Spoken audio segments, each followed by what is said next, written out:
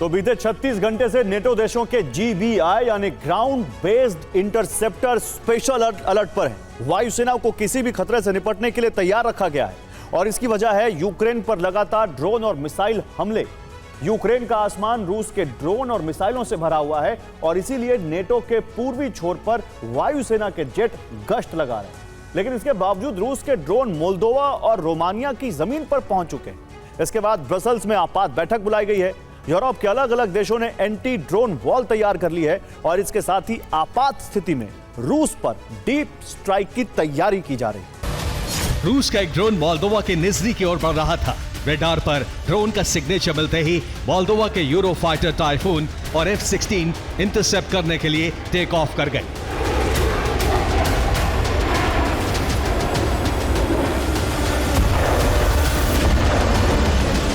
Drone का मलबा Nizhny गांव में गिरा, लेकिन खतरा सिर्फ इतना ही नहीं था। मोल्दोवा और रोमानिया के एयर रेड अलर्ट सायरन एक साथ गूंज उठे।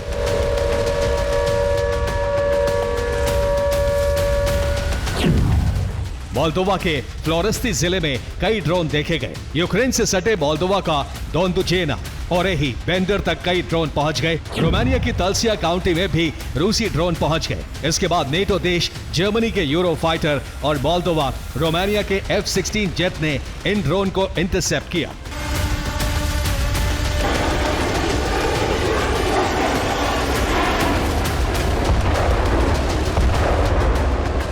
मोल्दोवा के गांव में ड्रोन का मलबा गिरने से एक मकान को नुकसान हुआ है। मोल्दोवा के निजनी और आसपास के इलाकों को खाली कराया गया। रोमानिया और मोल्दोवा में जनता के लिए संदेश जारी कर दिए गए। जनता को कहा गया कि घरों के बेसमेंट या पब्लिक बंकर में शरण लें, घर की बाहरी दीवारों और खिड़कियों से दूर रहें। इसके बाद तुरंत नेटो मुख्यालय और EU मुख्यालय में हॉटलाइन की घंटियां गूंजने लगी। EU के विदेश मंत्रियों की आपात बैठक बुलाई गई। रोमानिया और मोल्दोवा ने कहा है कि ये उनके वायु क्षेत्र का उल्लंघन है और रूस को इसके लिए जवाबदेह ठहराया जाना चाहिए। दोनों देशों ने रूसी राजदूतों को तलब भी किया। इसके बाद यूरोप में सभी नेटो देशों को स्पेशल अलर्ट पर रखा गया है। यूरोपीय देशों की वायुसेना लगातार नेटो के पूर्वी छोर पर निगरानी कर रही है।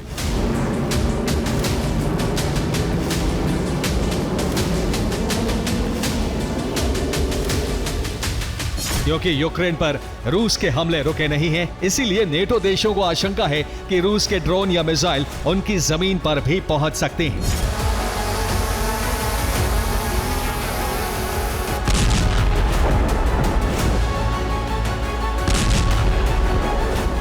यूरोप ने रूस के साथ सीधे युद्ध की तैयारी तेज कर दी है। पोलैंड और फिनलैंड की आर्टिलरी ने लैपलैंड में युद्धाभ्यास शुरू कर दिया है।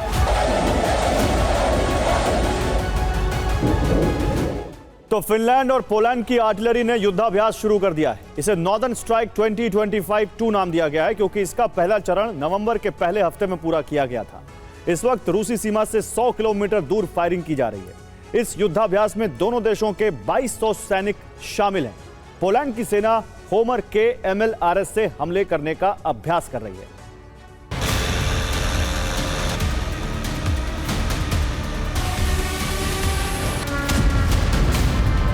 नेटो देशों ने रूस के ड्रोन के घुसपैठ पर कड़ा एक्शन लेने की चेतावनी दी है।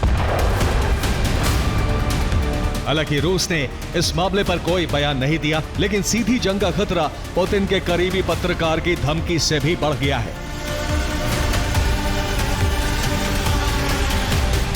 रूस के मशहूर पत्रकार और क्रेमलिन के करीबी व्लादिमीर सोलोव्योव ने कहा है, नेटो देश अभी बहुत चीख रहे हैं। हमारे दोनों कानों में उनकी आवाज साफ साफ नहीं आ रही है, लेकिन ये चिचियाहट तब साफ सुनाई देगी जब हमारे सैनिक बर्लिन और पेरिस में घुस जाएंगे।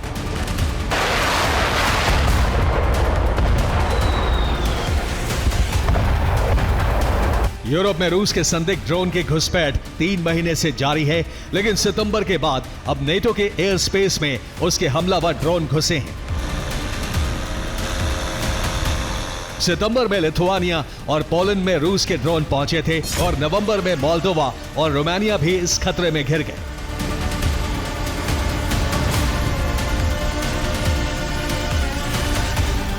अमेरिकी सेना ने भी रूस की बढ़ती गतिविधियों पर चिंता जताई है। अमेरिकी सेना नेटो के पूर्वी छोर पर बड़ी तैनाती का प्लान बना रही है। अमेरिकी सेना के कमांडरों ने कहा है कि नेटो के पूर्वी छोर पर नए काउंटर ड्रोन सिस्टम तैनात किए जाएंगे। पोलैंड में मेरोप्स काउंटर ड्रोन सिस्टम पर जवानों को प्रशिक्षण दिया जा रहा है। रोमानिया की सेना को जवान इस सिस्टम को ऑपरेट करना सिखा रहे हैं।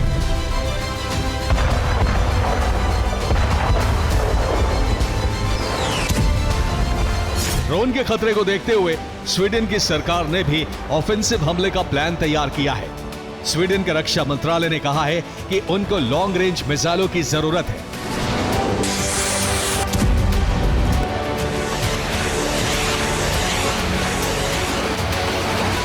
ताकि जरूरत पड़ने पर रूस के सामरिक ठिकानों पर हमले किए जा सके।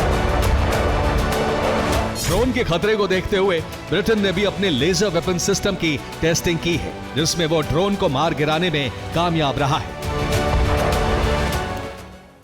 और ब्रिटेन ने ड्रैगन फायर लेजर हथियार का टेस्ट किया है। इस हथियार से 600 किलोमीटर प्रति घंटे की रफ्तार पर उड़ रहे ड्रोन को टारगेट किया गया। इस ड्रोन पर ड्रैगन फायर की लेजर बीम से हमला किया गया। इस हथियार से एक हमला करने का खर्च केवल 1160 रुपए आया। यह एयर डिफेंस सिस्टम से बहुत सस्ता है। एयर डिफेंस सिस्टम में लगने वाली एक मिसाइल की कीमत 36 करोड़ रुपए तक होती है।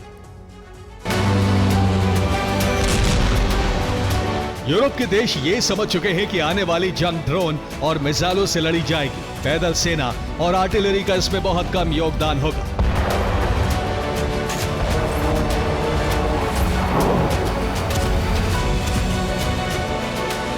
रूस ड्रोन और मिसाइल प्रोडक्शन में पूरे यूरोप से आगे है।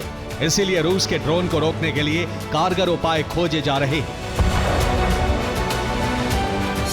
एयर डिफेंस सिस्टम से ड्रोन गिराने में पूरे यूरोप की अर्थव्यवस्था तहस नहस हो जाएगी। इसीलिए लेजर वेपन सिस्टम जैसे प्रयोग किए जा रहे हैं। Bureau report, TV9 Bharatvarsh.